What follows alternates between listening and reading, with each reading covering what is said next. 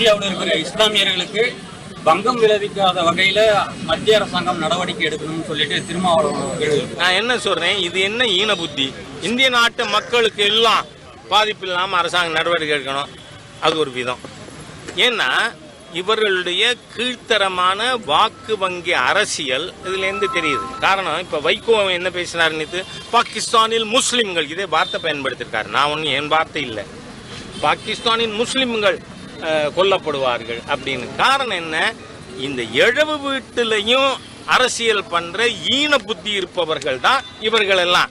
அது வைகோவா இருக்கட்டும், திருமாவளவனா இருக்கட்டும். அதனால நான் சொல்றேன், 2 பார்லிமெண்ட் தொகுதிக்குள்ள இருக்கிற விழுப்புரம் சிதம்பரம் கட்சி விசிகான அதானே, விசிகா, இதுக்கு அடேங்கப்பா இவர் திரு அஜித் தோவலை விட பெரிய அறிவாளின்னு நினைச்சுக்கிண்டு என்ன, நாம பாகிஸ்தான்லயே அது மட்டும் இல்ல, இந்த